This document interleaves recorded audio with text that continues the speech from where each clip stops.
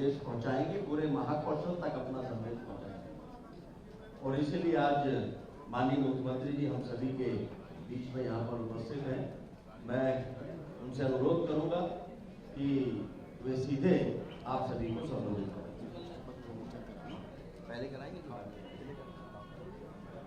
अभी जबलपुर संसदीय क्षेत्र में माननीय आशीष दुबे जी के भविष्य के विचार यानी हमारा दृष्टि पत्र वो तैयार हो चुका है और उसका विधिवत विमोचन माननीय मुख्यमंत्री जी करें, ऐसा मैं उनसे अनुरोध करता हूँ।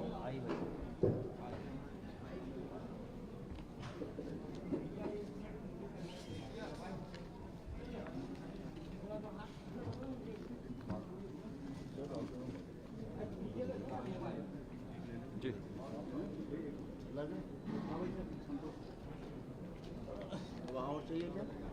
वहाँ और देना हो तो ले लीजिए।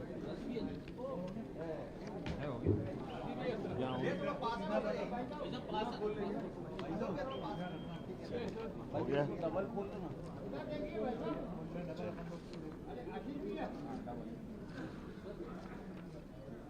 सर सामने देखिए।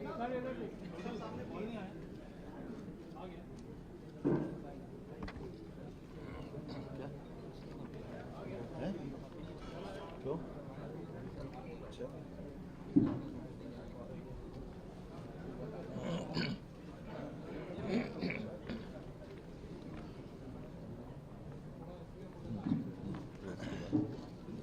ये रचना थोड़ी सी मेरे को ऐसा लग रहा है कि जिनके स्टैंड पे लगे हुए हैं कैमरे, बाकी पीछे बैठे उनको देखने में कैसे क्या लगेगा, इस अटपटा लग रहा है।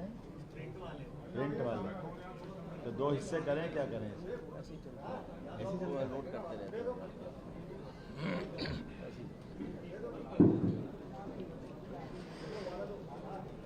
आज रामनवमी की मेरी अपनी ओर से मध्य प्रदेश की 8.5 करोड़ जनता को उनकी खुशहाली और प्रगति के साथ भगवान का आशीर्वाद सब पे बना रहे और रामनवमी की सबको बधाई। जबलपुर खास करके हमारे लिए आज एक पहले चरण के चुनाव का एक तरह से केंद्र बिंदु भी था और 6 लोकसभा हमारी अपनी मध्य प्रदेश की 4 चरणों के चुनाव में से खासकर सीधी, शहडोल, मंडला, बालाघाट, छिंदवाड़ा, जबलपुर, जहां परसों प्रातः 7 से सायंकाल 6 बजे तक निर्वाचन की प्रक्रिया पूरी होगी। हमारे लगभग 1 करोड़ मतदाता इस पूरे क्षेत्र के अंदर अपना योगदान दे करके यशस्वी प्रधानमंत्री के लिए तीसरी बार का जनादेश प्राप्त करेंगे, ये मान करके हमने अपनी भारतीय जनता पार्टी की सारी तैयारियां की है। और जिस प्रकार का वर्तमान का समय चल रहा है, हम सब जानते हैं यशस्वी प्रधानमंत्री का ये तीसरे समय का निर्वाचन, तीसरी बार का आज रामनवमी का पवित्र दिन है।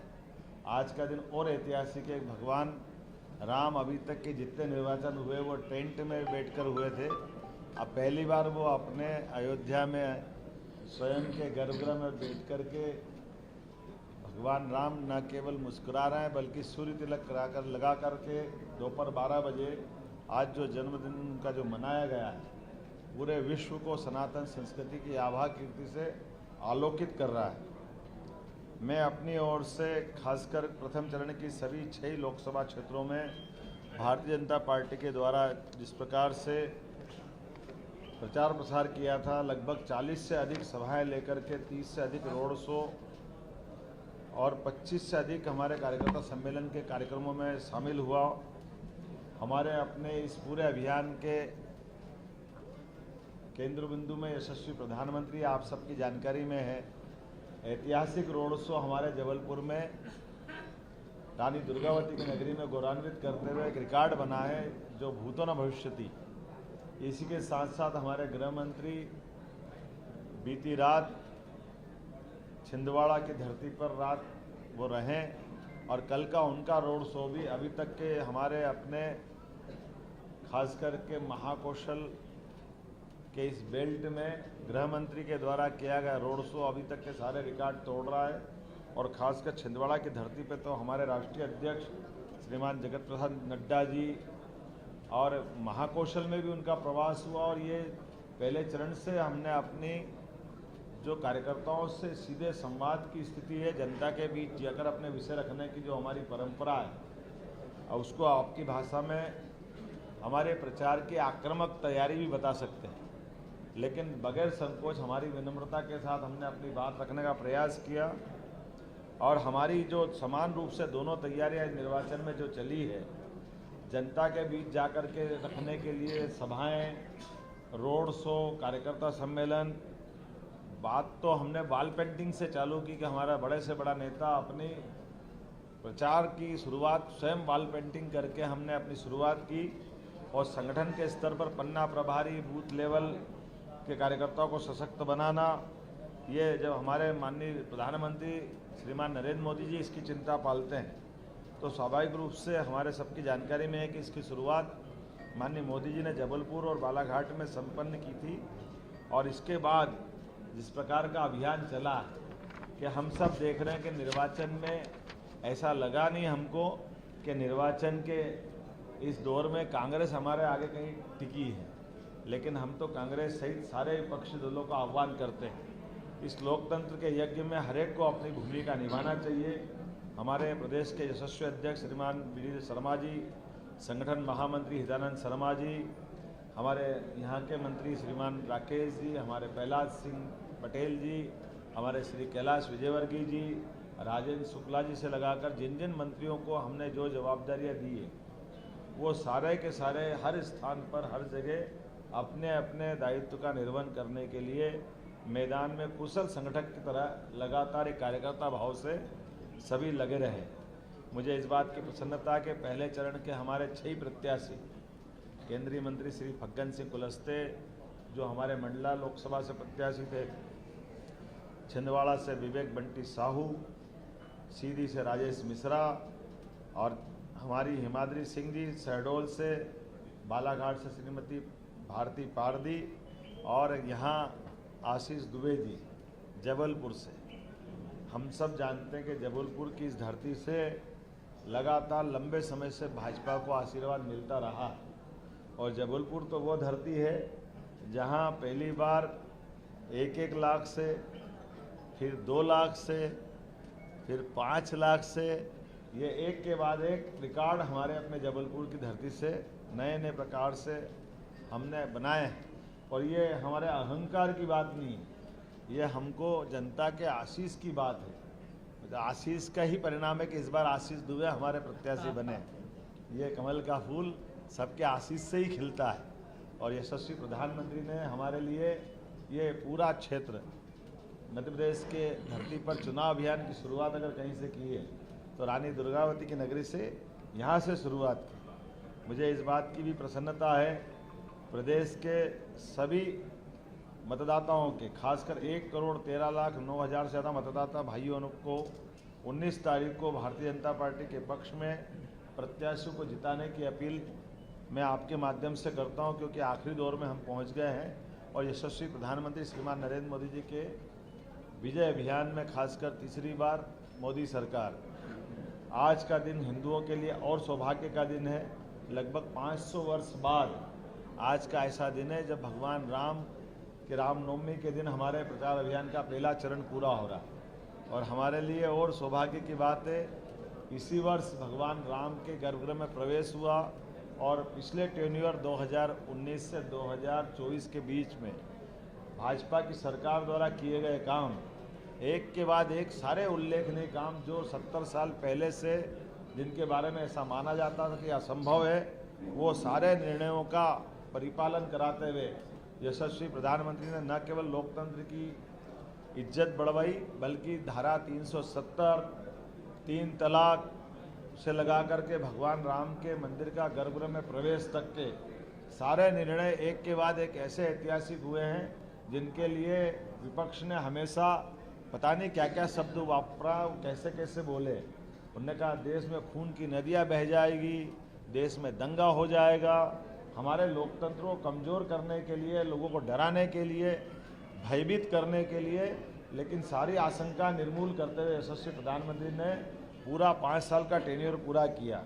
हम याद करें वो समय जब केवल भगवान राम के मंदिर के मसले पे बात करने के लिए हमारे अपने जन जागरण की दृष्टि से सोमनाथ से हमारे लालकृष्ण अडवाणी जी ने यात्रा निकाली थी अयोध्या तक की, और ये आज कहते हैं कि भगवान राम हमारे भी है, हम भी समर्थन कर रहे हैं। प्रदेश और देश भूला नहीं है, जो राम जी की साथ की बात कर रहे हैं, राम जी के मंदिर के अयोध्या के आंदोलन के दरमियान जिस प्रकार का व्यवहार बाद में कांग्रेस ने किया था, हमारी चुनी हुई सरकारें चाहे उत्तर प्रदेश, मध्य प्रदेश, हिमाचल, राजस्थान, ये चुनी हुई सरकारों को गिराने का पाप अगर किसी के सिर पे है तो कांग्रेस के सिर पे है, जो आज राम मंदिर के बनने के बाद वोट की फसल के नाम से बात कर रहे कि हाँ हम राम जी के साथ।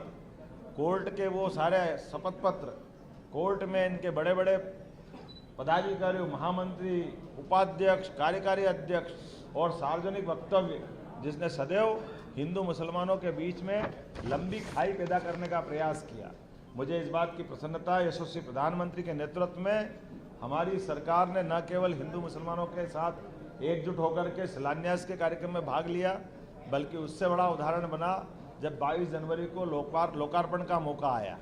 तो चाहे कोर्ट के फैसले का दिन हो, भूमि पूजन का दिन हो या लोकार्पण का दिन हो, बल्कि 2024 तो और भाग्यशाली है जब अयोध्या से लेकर अरब तक हमारी अपनी सनातन संस्कृति के देवालयों का लोकार्पण करने के लिए मोदी जी देश के अंदर भी और सुदूर अरब के अबू धाबी के मंदिर का भी लोकार्पण करके आए।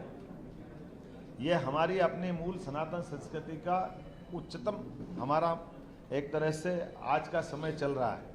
हम सब जानते हैं कि राहुल बाबा, जिनके लिए उत्तर भारत से तो अपनी सीट बचा नहीं पाए, लेकिन ऐसे कई मजाकिया बात करते करते हमारे धर्म को अपमानित करते हुए, युवा शक्ति, महिलाओं को अपमानित करते हुए वो भागते भागते पिछले चुनाव में बुरी तरह हारते हुए उत्तर प्रदेश छोड़ करके दक्षिण के राज्य में पहुंचे।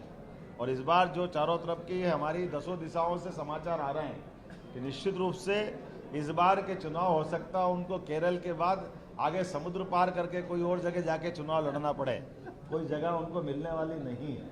जिस प्रकार का समय चल रहा है, ऐसे में उनका घमंडिया गठबंधन, जिसके बलबूते पर ये पिछले 6-8 महीने से माहौल बना रहे थे, धीरे धीरे करके जैसी जैसी इनकी परतें खुलती गई, हम सब जानते हैं कि जहां 3 दिन के प्रवास का उनने अपना कार्यक्रम डिक्लेयर किया बंगाल के अंदर, तो उनके अपने ही साथी गठबंधन के मित्र को सभा करने के लिए ममता बनर्जी ने कोई जगह उपलब्ध नहीं कराई। इतना ही वही हाल आगे जाकर बिहार का, झारखंड का, तो जो आपस में अंदर का हमने जो कहा था कि केवल ये मोदी सरकार को रोकने का इनका असफल प्रयास है, जनता इनके बीच में देख रही है, क्योंकि मोदी जी की सरकार में नक्सलवाद, आतंकवाद, भ्रष्टाचार, अपराध, अन्याय, भेदभाव, गरीबी, महंगाई, प्रदूषण, ऐसे सारे चुनौतीपूर्ण विषयों को जिस दमदारी के साथ माननीय मोदी जी ने उनके दिशा में ठोस कदम लगाते हुए देश और देश की जनता का विश्वास जीता है। और चाहे वो आतंकवादियों को एनकाउंटर करने का मसला, और अभी अभी आपने सबने देखा होगा मध्य प्रदेश में भी 20 दिन पहले लगभग 42 लाख की इनामी 2 नक्सलवादियों को मारा गया, और कल की घटना 29 नक्सलवादियों के खिलाफ हमारी सरकार छत्तीसगढ़ ने जो निर्णय किया है, ये उसी प्रकार से कि देश के अंदर नक्सलवाद या किसी प्रकार का आतंकवाद न पनपने देना और देश की सीमाओं पे देश के जवानों के साथ सम्मान के साथ खड़े रहना, प्रदेश और देश के अंदर किसानों का मान सम्मान बढ़ाना, एक के बाद एक, चंद्रयान के बाद गगनयान से हमारे विज्ञान के क्षेत्र में भी वैज्ञानिकों का मनोबल बढ़ाना, देश और दुनिया के सामने घटने वाली घटनाओं में अपना महत्वपूर्ण रोल रखना, रूस यूक्रेन युद्ध से लगा करके इजराइल जैसे देश के अंदर भी अगर कोई भारतीय हमारे उस युद्ध में फंसे थे, उनको निकाल के ला करके भारतीयों के लिए आज जिस प्रकार से देश के एक नेतृत्वकर्ता की इमेज होना चाहिए, वो बनाने का प्रयास माननीय मोदी जी के नेतृत्व में हुआ है। मैं कभी कल्पना नहीं कर सकता हूँ, आप भी अंदाज लगा लें कि 2003 के बाद 2-4 साल छोड़ दो तो 50 साल तक राज करने वाली कांग्रेस ने देश के अंदर गड्ढे, अंधेरे, भुखमरी, सड़क, बिजली, पानी और यहाँ तो रेलवे का मुख्य केंद्र है जबलपुर। हम सबको मालूम है 2013 तक मध्य प्रदेश की सरकार को केंद्र के द्वारा केवल 150 करोड़ रुपए दिए जाते थे, लेकिन आज की स्थिति है 15,000 करोड़ की राशि केवल मध्य प्रदेश को मिल रही है। और रेलवे के बजट को भी अलग से बनाने के बजाय एक बजट बनाने का जो लाभ मिला है, उससे वंदे भारत मेट्रो से लगा करके तमाम प्रकार के अलग अलग ट्रेन, रेल की पटरी, रेल में सुधार के काम, और अब विश्व में हमारी रेल अब निर्यात करने लगी। तो आज के समय में बोलने के लिए तो बहुत कुछ है, और मुझे लग रहा है कि ये केवल मोदी जी का वो शब्द जो हम सबके लिए काम आता है, सबका साथ, सबका विकास, सबका विश्वास, सबका प्रयास, ये केवल कहने के लिए नहीं है, इसको चरितार्थ करने का जो निर्णय किया है, और इसी के बलबूते पर 2047 का अमृत काल की जो कल्पना की गई है, कामना की गई है, सरकार भले ही 5 साल के लिए बने, लेकिन सरकार के द्वारा किए गए निर्णय यह देश के आने वाले 50 साल आगे तक के होना चाहिए। मुझे इस बात की प्रसन्नता है। इस दूरगामी दृष्टि से यशस्वी प्रधानमंत्री ने देश का मन भी बनाया है और सफलता के साथ जनता के बीच ये बात भी पहुंचाई है। मुझे इस बात की प्रसन्नता है, धीरे धीरे करके 80 करोड़ मतदाताओं का जो सुरक्षा कवच तैयार किया मोदी जी ने, निश्चित रूप से वो हमारे अपने भाजपा का आधार भी बढ़ा रहा है, और हर मतदाता अब बोल रहा है कि अब की बार 400 पार। मेरी बात कुल मिलाकर के करीब करीब सब करने के लिए पूरी हुई। और आज के समय में खास करके इस आदिवासी अंचल की दृष्टि से अगर मैं बात कहूँगा तो आदिवासी अंचल में हम सब जानते हैं, पहली बार आदिवासी बहन को राष्ट्रपति बनाने का मौका अगर आज़ादी के बाद मिला है तो माननीय यशस्वी प्रधानमंत्री नरेंद्र मोदी जी की सरकार के माध्यम से मिला है। हम पे तो पता नहीं क्या क्या बोलते थे, लेकिन हम सब जानते हैं कि लगातार ये दिग्विजय अश्वमेध यज्ञ हो रहा है मतदाताओं का, और उसमें भाजपा का अश्वमेध का घोड़ा लगातार विजय की एक के बाद एक नई नई सौगात, नए नए कदम बढ़ते बढ़ते 2014 में हम 27, 2019 में 28, और इस बार छिंदवाड़ा भी निश्चित रूप से कमल खिलने वाला है। और हम सब के बीच कमल का फूल, विजय का तिलक लगा करके आज की रामनवमी को सार्थक करते कि आज अंतिम दिन था और हमने सबने सिद्ध किया है। मैं आज के इस अवसर पर आप सबका आभार भी मानता हूं। और ओबीसी, आदिवासी, दलित, महिलाएं, आप टिकट के बारे में भी देख सकते हैं, जिस प्रकार जो हम कहते हैं वो करके दिखाते हैं। हमने बहनों की बात की है तो अकेले मध्य प्रदेश के उदाहरण दे दें, 29 में से 6 बहनों को टिकट हमने दिया है, कांग्रेस ने केवल 1 दिया है। इसलिए कांग्रेस हाथी के दांत की तरह थी, जिसके खाने के ओर दिखाने के ओर। 55 साल तक जिनके परिवार में दादी राज कर ले, पिताजी राज कर ले, माताजी रिमोट कंट्रोल से राज कर ले, लेकिन गरीबी दूर नहीं कर पाए, और वो कहते हैं कि हम गरीबी एक झटके से दूर कर देंगे। जनता सब देख रही है और जनता ये सारे वाक्य को भी याद रख रही है, और जिस ढंग से भारतीय संस्कृति को अपमानित करने के इनमें कोई कांग्रेस ने मौके नहीं छोड़े हैं, जनता उसका पूरा हिसाब करने का मन बना चुकी है। पहले चरण की 6 लोकसभा के लिए मेरी अपनी ओर से आप सबके माध्यम से, चूंकि ये आखिरी चरण की आखिरी बात चल रही है प्रिंट मीडिया, इलेक्ट्रॉनिक मीडिया के माध्यम से, मैं आपके माध्यम से अपील करना चाहता हूं कि हमने अपना रिपोर्ट कार्ड आपके सामने रखा है। प्रदेश की सरकार ने 100 दिन के अंदर जो जो काम कर सकते थे, पहली कैबिनेट हमने जबलपुर में की थी, रानी दुर्गावती, रानी अवंतीबाई, सबको सम्मान देने का काम किया है। हमने धान खरीदी के लिए कहा है कि जुलाई में जैसे ही हमारी सरकार का पूर्ण बजट आएगा इसका बोनस भी हम देंगे। गेहूं खरीदी के अंदर भी 125 रुपया अपनी तरफ से, 2275 केंद्र का, अर्थात 2400 रुपये क्विंटल से हमने गेहूं और धान खरीदने की बात भी कही है। सरकार के माध्यम से जो जो सुशासन के मापदंड हो सकते हैं वो सब कुछ हमने करने का प्रयास किया है। वो 100 दिन का रिपोर्ट कार्ड भी आपके सबके सामने है। इसी कारण से जनता का विश्वास भाजपा पे बढ़ा है। बहुत बहुत धन्यवाद। भारत माता की। मुख्यमंत्री जी, आपने अभी मोदी जी को राम का रूप बता दिया डिडोरी में। मोदी जी को राम का रूप दोबारा बता दिया डिडोरी में। क्या बता दी? राम, भगवान राम का रूप बता दिया। ऐसा है, ये आप इस बात को कह रहे हो, मेरे को नहीं मालूम, लेकिन हम सब जानते हैं कि आज आतंकवादी घटनाओं पे कंट्रोल अगर किसी ने किया तो वो श्रीमान यशस्वी नरेंद्र मोदी जी। नक्सलाइटों के खिलाफ अगर कोई कार्रवाई कर रहे हैं तो श्रीमान नरेंद्र मोदी जी। आपके उस भाव को ही पकड़े जिस भाव के कारण से भगवान राम ने राक्षसों के संबंध में जो निर्णय किया था, हमारे देश प्रदेश के मामले में निर्णय हुआ। आज पाकिस्तान सहित किसी भी हमारी बॉर्डर की घटना में कोई आतंकवादी घटना क्यों नहीं हो पा रही?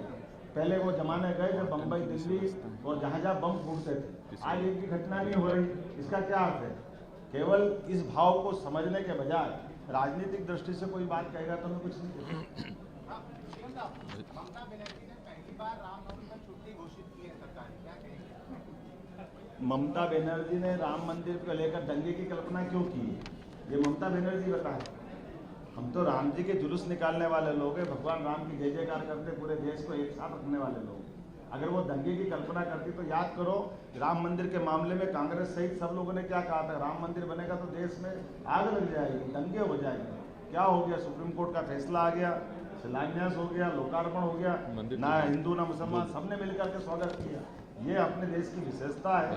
हम इसी तरह की भावना से बात करते हैं। भाई साहब, एक तो मंदिर चलना है, टाइम हो रहा है, और दो मेरा ख्याल से सदस्यता मेरी है, बात पूरी हो गई और अब हमारे बीच में आज घोषणा की है। 2 सदस्यता है। भाई ये यहाँ के कौन है? यहाँ के अपने मीडिया प्रभारी कौन है? बोलो ये इसकी फोटो का भी वो करा के बंटवा देना। भाई, अपन धन्यवाद करें भाई साहब। 2 सदस्यता है। मैं जबलपुर में बात कर रहा हूँ ना। ये एक भाई साहब, ये दोनों बड़े नाम हैं, कीर्तन व्यास हैं, पूर्व सचिव यही बोला, गुलाब यादव जी हैं। गुलाब यादव जी महामंत्री प्रदेश किसान कांग्रेस, पूर्व अध्यक्ष यादव महासभा, इनको बीजेपी ज्वाइन करा रहा है। श्री कीर्तन व्यास जी पूर्व सचिव प्रदेश कांग्रेस, इनको बीजेपी ज्वाइन करा रहा है। मैं बीजेपी में हमारे अपने सभी ये भाई साहब, इनको ये पटका डाल दो। ये गुलाब यादव जी, कीर्तन जी आइए। ये थोड़ा देखिएगा भाई साहब, मंदिर चलेंगे ना? मंदिर कीर्तन जी आइए, कीर्तन जी ऐसे आइए। आप भी आइए, एक फोटो हो जाएगी।